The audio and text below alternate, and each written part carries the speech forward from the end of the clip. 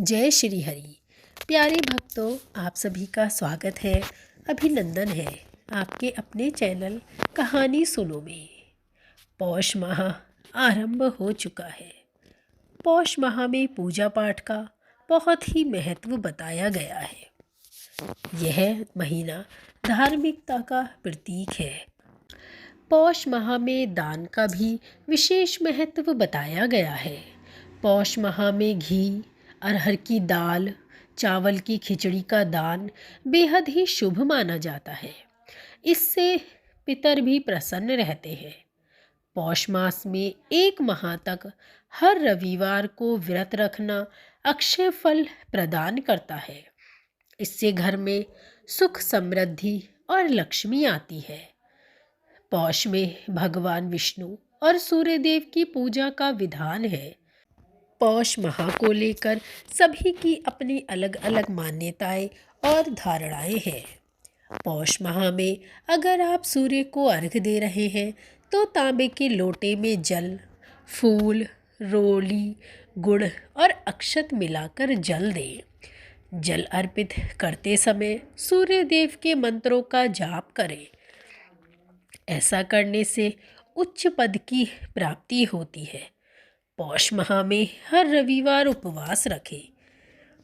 अगर व्रत संभव न हो तो नमक खाने से बचें। श्री हरि विष्णु को यह माह अत्यंत ही प्रिय है। वैसे तो देखा जाए तो सभी माह में श्री हरि को ही समर्पित है। पूजा पाठ का विधान हर माह में बताया गया है, परंतु क्योंकि पौष माह में ठंड बहुत अधिक पड़ती है तो ऐसे में गर्म कपड़ों का दान भी बेहद शुभ फलदायी होता है। इससे साधक को उत्तम फल की प्राप्ति होती है और जीवन के सभी कष्ट दूर होते हैं। इस माह में किसी गरीब को ना सताएं। अपनी सामर्थ्य अनुसार दान दक्षिणा करते रहें। तो ऐसे ही इस पौष माह का महात्म्य प्राप्त करें। एक समय की बात है, लालपुर नाम के एक गांव में सुखदेव नाम का दरिद्र ब्राह्मण अपनी पत्नी और अपने एक बेटे के साथ रहता था। बहुत गरीबी में वो जैसे तैसे अपना जीवन यापन कर रहा था। सुखदेव भगवान शिव को बहुत मानता था। मन ही मन हमेशा उनका नाम जपता रहता। तो वही ब्राह्मण की पत्नी बहुत ही ज़्यादा धूर्त और लालची थी। वो हमेशा किसी न किसी बात को लेकर पति से झगड़ती रहती। ब्राह्मण की पत्नी ब्राह्मण से कहती है कि इस गांव में तो हमें कोई भिक्षा भी नहीं देता। आप दूसरे गांव में जाकर भिक्षा क्यों नहीं मांगते? इस तरह हम दरिद्रता में कब तक जिएंगे? ब्राह्मण ने उत्तर दिया, मैं अपनी तरफ से कोशिश तो करता ही हूँ। अब अगर मेरी किस्मत में ही सुख नहीं है तो मैं क्या करूँ? ब्राह्मण की पत्नी बोली, अपनी बातें खाली बड़ी बड़ी निकलती हैं, करने के नाम पर कुछ नहीं। घर में बैठकर क्या करोगे? जाओ बाहर और कुछ कमा कर लाओ। रोज रोज ब्राह्मणी के झगड़े और तानों से तंग आकर एक दिन वो अपना पोथी पतरा उठाकर घर से दूसरे गांव चला गया। उस गांव में जाकर भगवत कथा सुनाने का प्रयास किया, लेकिन कोई उससे कथा सुनने को तैयार ना था। ऐसे में दुखी होकर वो वापस अपने गांव लौटने लगा। रास्ते में एक पीपल के पेड़ के नीचे जाकर विश्राम करने लगा। उस विशाल पीपल के पेड़ की जड़ में एक काला नाग रहता था। ब्राह्मण मन ही मन सोचता, हे भोलेनाथ, ये आपकी कैसी माया है? मैं आपकी कथा सुनाकर अपना घर संसार चलाना चाहता हूँ, लेकिन मुझसे तो कोई कथा सुनने को तैयार ही नहीं है। मैं क्या करूँ प्रभु? अब तो आप ही मुझे कोई रास्ता दिखाओ। हे प्रभु, मैं यहीं पीपल के वृक्ष के नीचे बैठकर कथा कहता हूँ और आप ही मेरी कथा सुनो, क्योंकि और तो कोई सुनता नहीं है। ये सोचकर ब्राह्मण वही अपनी पोथी पत्रा निकालता और विधि पूर्वक कथा कहना प्रारंभ करता।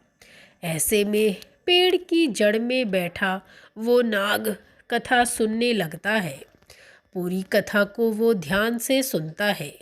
जब कथा समाप्त होती है तो बाहर आकर ब्राह्मण को एक सोने का सिक्का दक्षिणा में देता है और फिर कहता है, तुम रोज यहाँ आकर कथा कहा करो, तुम्हें और कहीं जाने की ज़रूरत नहीं है। मैं तुम्हें रोज एक सोने का सिक्का दक्षिणा में दूंगा, लेकिन ये बात तुम किसी और से मत कहना। ब्राह्मण उसकी बात मान लेता है।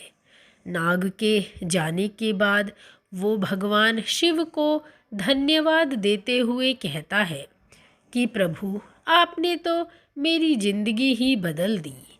मैंने आपसे थोड़ा मांगा, आपने तो मेरी झोली भर दी। आपकी महिमा अपरंपार है प्रभु। अब तो ब्राह्मण रोज सुबह सवेरे नहा धोकर आ जाता और उस नाग देवता को कथा सुनाता, और रोज वो एक सोने के सिक्के लेकर घर जाता। बहुत जल्दी ही वो दरिद्र से अमीर बन गया। अब उसके पास किसी चीज़ की कोई कमी नहीं थी। पूरे गांव के लोग उसकी प्रगति को देखकर आश्चर्यचकित थे। लोगों के मन में तरह तरह के सवाल पैदा हो रहे थे। बहुत लोगों के दिमाग में तो ये भी चल रहा था कि जरूर ये ब्राह्मण कोई गलत काम कर रहा है, जिसकी वजह से वो इतनी जल्दी धनवान हो गया। अब लोग ब्राह्मण की पत्नी से सवाल करने लगे। पड़ोसन ने पूछा कि तुम्हारे पति के पास इतना धन कहाँ से आया? आखिर ऐसा कौन सा काम करने लगा? ब्राह्मण की पत्नी बोली, वो दूसरी जगहों पर जाकर कथा सुनाते हैं, उसी से उन्हें जो धन मिलता है वो ले आते हैं। पड़ोसन ने आश्चर्य से कहा, कथा सुनाने के लिए इतना धन भला कौन देता है? अब तो उसकी पत्नी के मन में भी कई सवाल उठने लगे। तो वह पति से पूछने लगी कि आपको इतना धन कौन देता है? लेकिन ब्राह्मण से तो नाग देवता ने किसी को कुछ बताने से मना किया था, इसलिए वो कुछ नहीं बताता। लेकिन उसकी पत्नी तो उसके पीछे ही पड़ गई। वो जिद करने लगी जिससे ब्राह्मण सोने के सिक्के के बारे में उसे बता दे कि वो कहाँ से आते हैं। ऐसे में एक दिन ब्राह्मण विवश हो गया और उसने धीरे से पत्नी को नाग के बारे में सब बता दिया। अब तो उसकी पत्नी के मन में काफ़ी ज़्यादा लालच आ गया। उसने सोचा कि ज़रूर उस पीपल के पेड़ के नीचे खजाना है, जहाँ से वह नाग सोने की मोहर लेकर देता है। अगर उस नाग को मार दिया जाए तो पूरा खजाना हमें मिल सकता है। इसीलिए ब्राह्मणी ने अपने पति को खाने में नशे की दवा मिला दी, जिससे सुबह को उसकी नींद ही नहीं खुली और वह अपने जवान बेटे को लेकर वहाँ चली गई।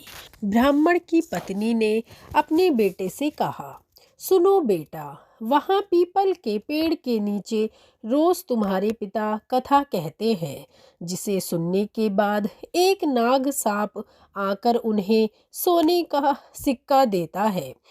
उस पीपल के पेड़ की जड़ में जरूर कोई खजाना दबा हुआ है। तुम आज वहाँ जाकर कथा कहो, और जब कथा समाप्त होने पर वो सर्प तुम्हें सिक्का देने आए तो उसे मारकर उस पेड़ के नीचे से पूरा खजाना निकाल लेना।